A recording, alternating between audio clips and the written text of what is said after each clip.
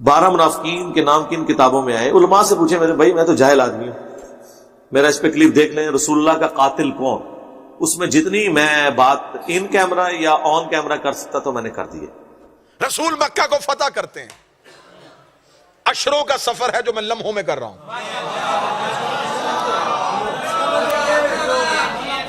رسول نے مکہ فتح کر لیا۔ جب مکہ فتح ہوا تو اسلام کا خطرناک ترین دور یہ آیا کہ کل کا کافر ایمرجنسی میں مسلمان ہو گیا۔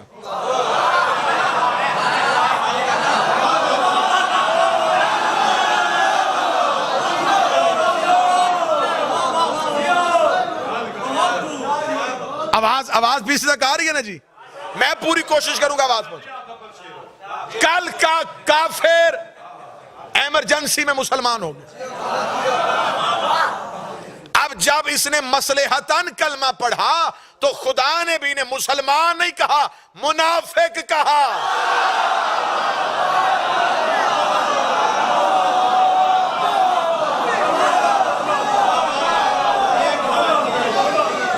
خدا نے بھی نہیں کہا کہ یہ مسلمان ہو گئے،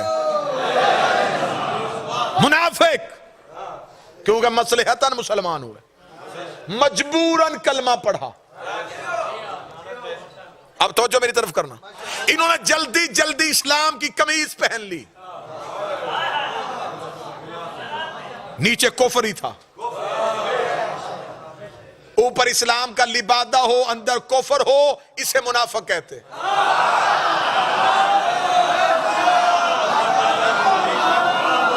اسے اردو زبان میں کہتے ہیں اندر کچھ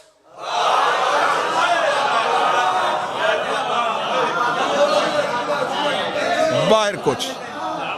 مجبوراً مسلمان ہو گئے، اب یہ مسلمان نہیں رہے، منافق ہو گئے۔ منافق ہوئے تو اللہ نے بھی ایک آیت نہیں بھیجی، وہ سامنے لکھی سورت،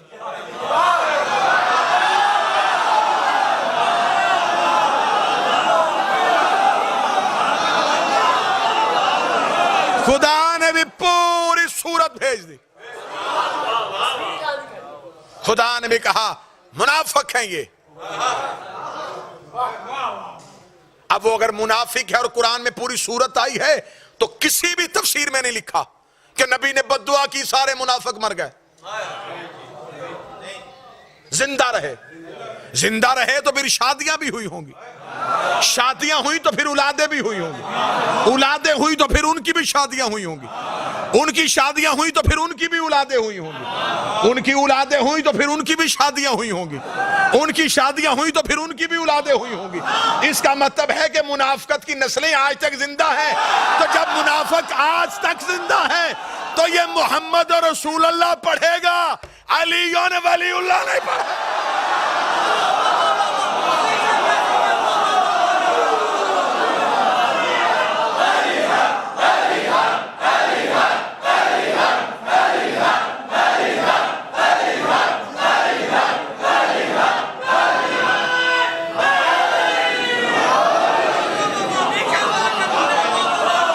مولا حسین عزت ہے۔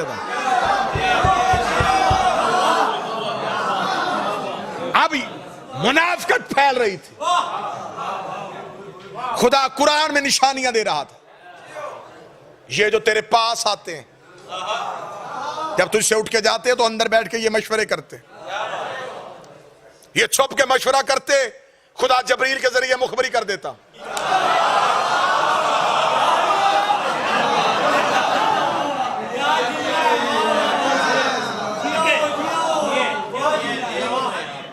یہ دور جا کے خدا نے بھی نشانیاں بتائیں، نام نہیں لیے۔ پوری سورت ہے، کوئی نام دکھاؤ، اوپر لکھا منافقون، نیچے نشانیاں، نیچے نشانیاں، نیچے نشانیاں۔ ملتان میں جگر بولنے چاہیے، یہاں پہ آوازیں نہیں، یہاں پہ جگر کی آواز آنی چاہیے۔ خدا نے بھی نام نہیں لیے، نشانیاں بتائی ہیں۔ تو جب اللہ نے نام نہیں لیے تو پھر ٹی وی پہ ہمارے کسی مولوی سے نہ پوچھو کہ نام لے کے عزت کیوں نہیں کرتے۔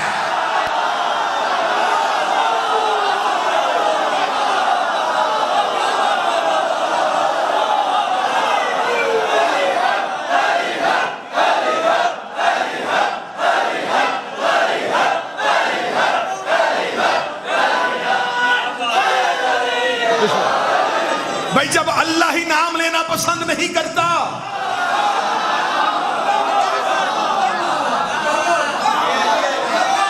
ہم سے کہتے نام لو، پہلے اللہ سے کہو.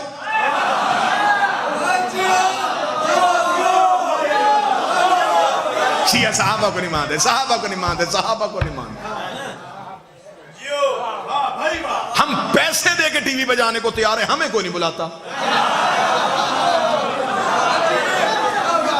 ہمیں بلا لو نا. پھر یہ جو رنگین داڑیوں والے مولوی ہیں،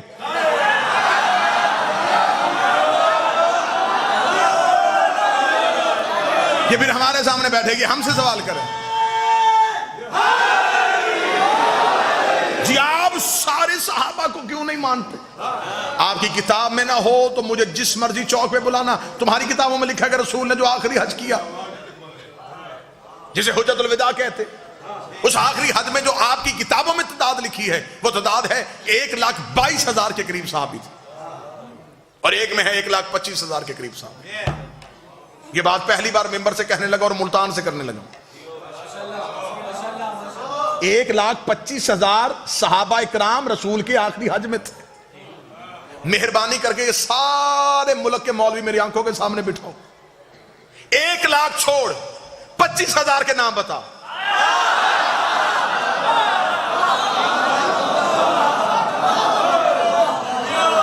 ملتان والے میری منت کر رہے، چل میں ملتان ماتمیوں کو وجہ سے رعایت کرتا ہوں. 25 چھوڑ 20,000 کے بتا.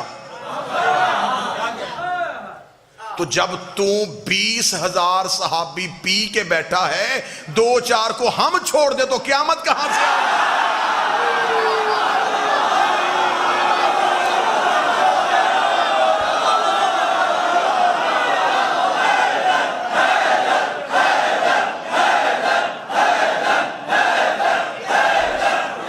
بسم اللہ.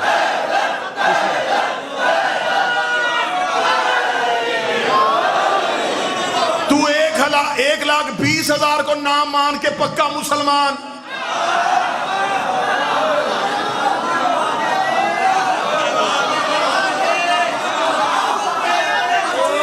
تو 1,20,000 نام ہضم کر لے اور ڈکار بھی نہ لے. 2-4 کو ہم چھوڑ دے تو ہم کافر، یا پھر تو بھی سب کو مان. تو اگر تو سب کو مانے گا تو پھر ان کو کیسے مانے گا جو آپس میں ایک دوسرے کو نہیں مانتے تھے؟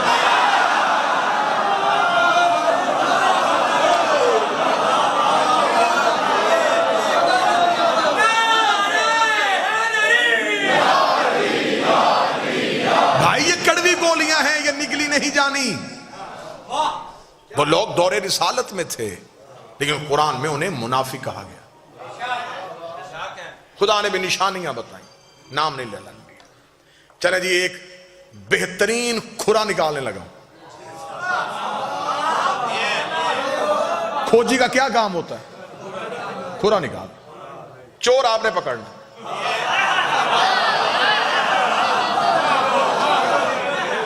کھرا نکالو جی. لے جی میں یوں، ایک ہاتھ میں میرے قرآن کا ٹارچ ہے، ایک ہاتھ میں تاریخ کا ٹارچ ہے. میں ان دونوں کی روشنی میں کھرا دینے لگا ہوں. چور کے گھر پہنچنا اب آپ کی ذمہ داری. منافق ظاہر نہیں ہو رہے تھے، منافق خدا نشانیاں بتا رہا تھا اور بندے ایک دوسرے سے کہتے ہمارا نام تو نہیں ہے. کوئی بھی مان ہی نہیں رہا تھا کہ میں منافق ہوں، کوئی بھی نہیں مان رہا تھا. نبی زبان سے کہہ نہیں رہے تھے کیونکہ اللہ کہلوانا نہیں چاہتا تھا. اب خدا نے کہا کہ تھوڑا سا نا ظاہر کرو یہ کون ہے. ایک غزوہ ہے جسے کہتے ہیں غزوہ تبوک. بچے بیٹھے ہوئے ہیں ان کو سمجھانے کے لیے، جس جنگ میں نبی جاتے ہوں انہیں غزوہ کہتے ہیں. یہ واحد جنگ ہے اسلام کی جس میں سارے گئے ہیں اور رسول علی کو نہیں لے کے گئے. جب رسالت مآب نے کہا جنگ کے لیے جانا ہے، سب گئے، سب نے تلواریں اٹھائیں، جنگ کا سامان اٹھایا، فوراً گھوڑے چھوڑے نکالے، تیار ہو گئے. جب این تیار ہو کے قافلہ جانے لگا، رسول نے کہا یا علی آپ نے نہیں جانا. بندوں نے کہا یا رسول اللہ جانا جنگ پہ ہی ہے.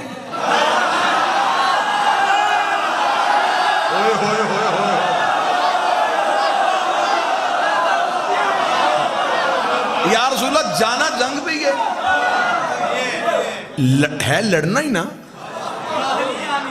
رسول نے کہا ہاں لڑنا ہے. تو علی رسول نے کہا نہیں علی نے نہیں جانا. لڑائی علی کے بغیر, جنگ بغیر علی کے. سنی کتاب کا جملہ ہے, اتنا خوبصورت یہ جملہ ہے نا کہ یہ جملہ بتا رہا ہے کہ یہ جملہ شیعہ ہے.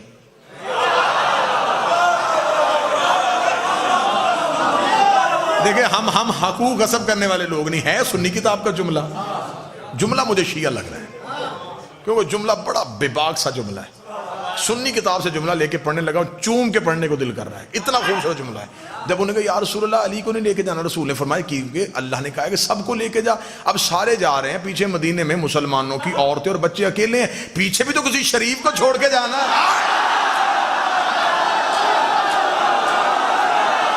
ہائے ہائے ہائے, بتاؤ جملہ شیعہ ہے کہ نہیں ہے؟ بسم اللہ.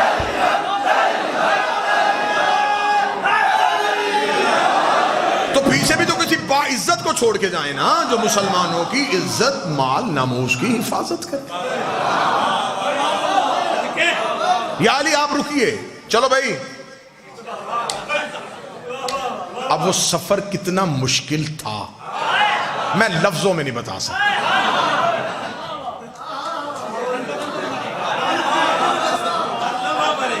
بندہ کسی اس گاڑی میں بیٹھا ہو جس کا پتا ہو کہ اس کا انجن فیل ہے, تو وہ سفر ہنستے ہوئے ہوتا ہے. کوئی چپس کوک پیتے ہوئے گزرتا ہے. یا اللہ یا اللہ. بس یہ سفر وہی تھا. ڈرے سہمے جنگ علی نہیں. مدینے سے نکل کے بھی مڑ مڑ کے مدینے آخری بار شہر دیکھ رہے ہیں, پھر پتہ نہیں آؤ ہو کہ نہ بچے یا نہ بچے. یہ بڑا اب اس میں اللہ کا منصوبہ کیا تھا؟ منافق کو ظاہر کرنا تھا. تقریر کا پہلا جملہ یہ میری پرکار ہے اور اسی پہ میں نے گھومنا ہے. کافر چاہتے تھے کہ علی ہٹے تاکہ محمد پہ حملہ ہو. اللہ تبوک میں چاہتا تھا کہ علی ہٹے تاکہ یہ محمد پہ حملہ کریں, منافق ظاہر ہو. یہ علی کے خوف کی وجہ سے سہمے ہوئے. ذرا علی کا خوف ختم کرو. علی مدینے رہ گئے, یہ جنگ کے لیے جنگ ہونی نہیں تھی, وہ نہیں ہوئی. جو سامنے لشکر تھا انہوں نے لڑنے سے انکار کر دیا, وہ واپس پلٹ گئے. آدھے رستے سے رسول واپس آ گئے. جب رسول واپس آئے تو اب تسلی ہو گئے بندوں کو کہ اب بچ گئے. اب جب تسلی ہو گئی کہ اب بچ گئے, تب انہوں نے کہا کہ اب یہ نہ بچے.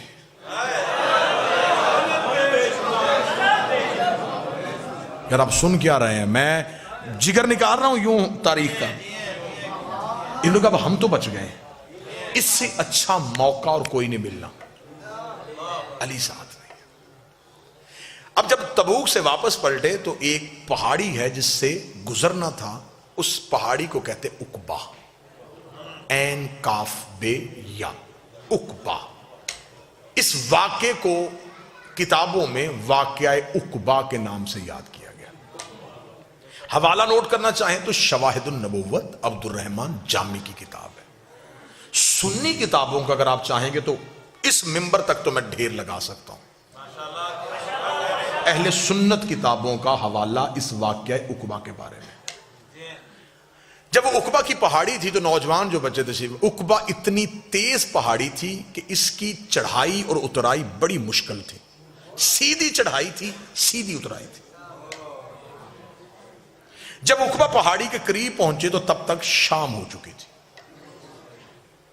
جب شام ہو گئی تو منافقین نے مل کے مشورہ کیا, اس سے اچھا اور نادر موقع نصیب نہیں ہونا. علی نہیں ہے, رسول تنہا ہے.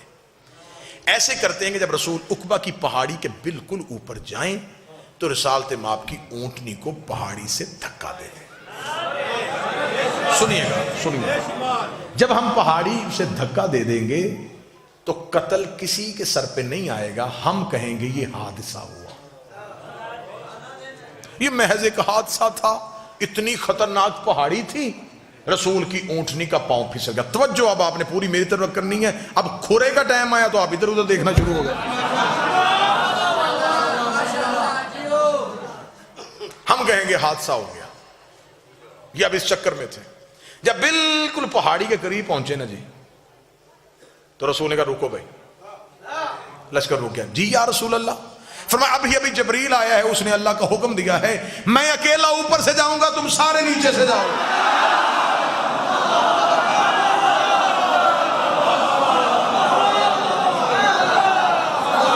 بھائی تدبیریں صرف یہ تو نہیں کر رہے تھے نا،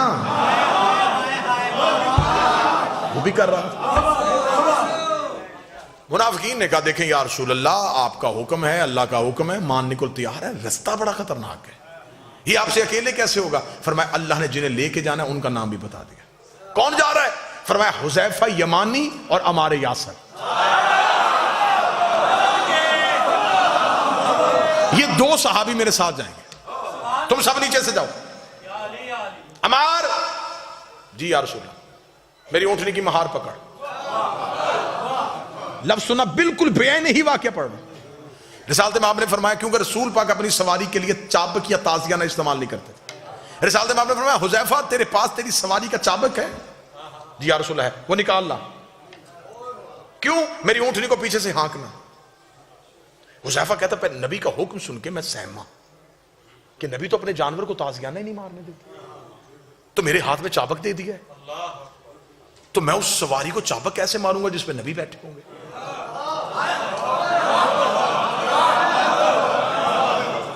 اسے کہتے ہیں صحابیت۔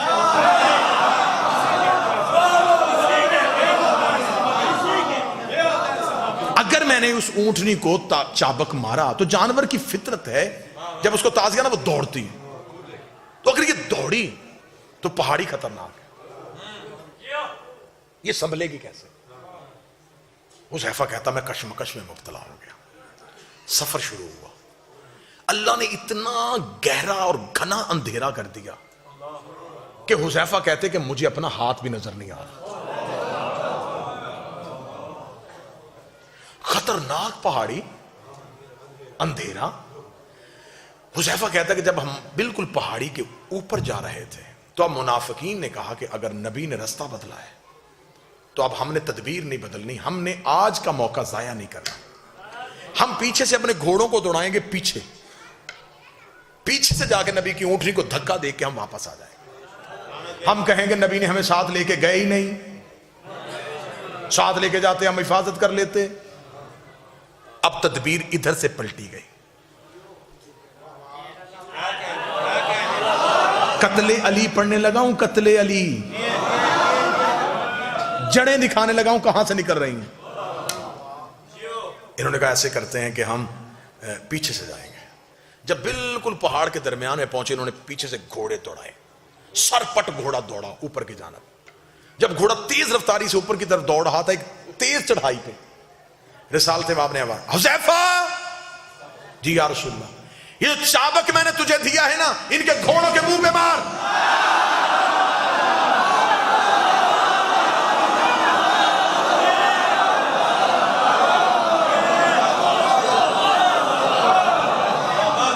حذیفہ کہتا ہے کہ میرا سانس پھول گیا۔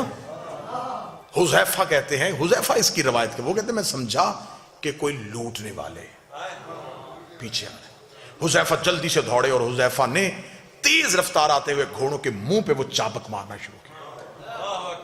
اب بہتر سمجھتے ہیں، بزرگ بہتر اس کی گواہی دیں گے کہ جب گھوڑا تیز اوپر چڑھ رہا، اوپر سے اس کے منہ پہ مارا جائے، اسے ریزسٹ کیا جائے، تو وہ اسی تیز رفتاری سے پیچھے کو پلٹتا ہے۔ جب حذیفہ نے ان کے منہ پہ مارنا شروع کیا تو وہ گھوڑے پیچھے کی جانب دوڑے۔ رسالت ماب اترائی جا چکے تھے، عمار یاسر رسول کی اونٹنی کو لے کے نیچے پہنچ چکے تھے۔ پیچھے سے حذیفہ سانس پھولا ہوا، سر سے امامہ اترا ہوا، اٹ پٹ ہوئے رسول کی طرف دوڑے، قدموں میں گرے، یا رسول اللہ، یا رسول اللہ، یا رسول اللہ۔ رسول کی آواز آئی، حذیفہ کون تھے؟ حذیفہ دیکھا تھا یا رسول اللہ اندھیرا پڑا تھا, ان کے چہروں پہ نقاب تھا, ان بندوں کے چہروں پہ نقاب تھا, لیکن یا رسول اللہ بندے نہیں پہچانے, گھوڑے پہچان لیے.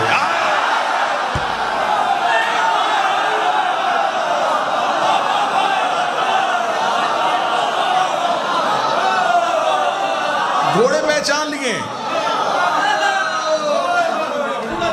اب حذیفہ کہنے لگے یا رسول اللہ یہ جو, کیونکہ عربوں میں گھوڑوں کی وجہ سے پہچان بڑی آسانی سے ممکن تھی. عرب تو کیونکہ سواری ان کی گھوڑا تھی, وہ تو گھوڑا بولتا تھا تو آواز پہچان لیتے تھے کس نسل کا ہے. اس کا میں نے بندے نہیں گھوڑے پہچان لیے, یہ فلاں فلاں کی سواری تھی. جب نام لگا رسول نے کہا خاموش. اب حکمت سننا, کھرا بالکل سر پہ پہنچ گیا ہے. اب میں نے یوں یہ رکھنا ہے اور کھرا پکڑا جانا ہے. اب میں نے دیکھنا کہ آپ چور پکڑتے کیسے ہیں. اب دیکھو گا ملتان کیسے محنت سنتا ہے. رسول نے فرمایا حذیفہ بندوں کے نام مدینے جا کے نہیں لینے. کیوں یا رسول اللہ انہوں نے حملہ کیا. فرمایا اگر تم نے مدینے جا کے ان کے نام لکھے تو اسلام کی تبلیغ رک جائے گی. لوگ کہیں گے کل مکے سے بندے مسلمان کر کے لے کے گیا, مدینے جا کے پرانی دشمنی کی وجہ سے قتل کر دیے, پھر کلمہ نہیں پھیلے گا, پھر دین نہیں پھیلے گا, اسلام یہیں پہ یہی رک جائے گا. ان کی وجہ سے میں اللہ کا دین روکنا نہیں چاہتا, میں تبلیغ مذہب کو روکنا نہیں چاہتا. انہوں نے کہا یا رسول اللہ پھر یہ بھی تو کوئی بات نہیں کہ ان کی اتنی بڑی سازش, اللہ نے نام بھی نہیں لیے, آپ بھی کسی کا نام نہیں لینے دیتے, اللہ بھی نام نہیں لے رہا, آپ بھی کسی کا نام نہیں لینے دیتے. پھر بندوں کو کیسے پتا چلے گا جو قیامت تک کے لیے لوگ آئیں گے, انہیں کیسے پتا چلے گا کہ تیرے مخلص کون تھے, تیرے دشمن کون تھے. نبی نے کہا کیا یہ نشانی تھوڑی نہیں ہے, اگر یہ میری زندگی میں مر گئے تو میں جنازہ نہیں پڑھاؤں گا, میرے بعد مر گئے تو علی جنازہ نہیں پڑھاؤں.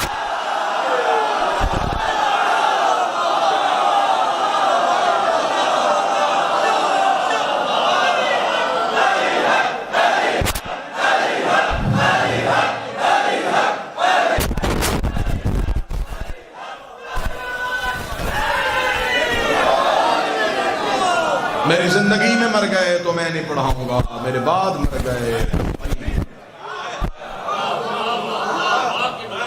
جنازہ مغفرت کی دعا ہے, جنازے کی تکبیر مغفرت کی دعائیں ہیں, معصوم نہیں کرے گا.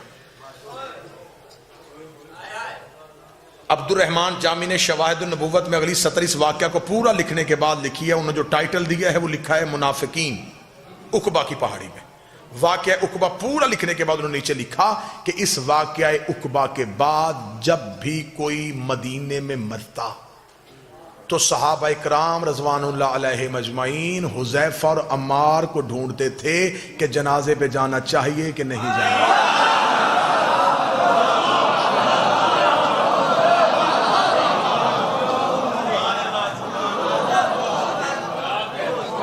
علی کی دشمنی دعوت ذوالعشیرہ کافروں سے شروع ہوئی, مدینے میں منافقوں میں آ گئی. یہ منافقت چلتی چلتی پہلے سوال کا جواب میں نے 50 منٹ میں دے دیا کہ علی کی دشمنی ذاتی نہیں تھی, اللہ اور نبی کی دشمنی تھی. اور کس کس سے تھی؟ اگلا جواب کہ جو علی کی آخری جنگ ہوئی ہے وہ جمل اور صفین میں کافروں سے نہیں ہوئی,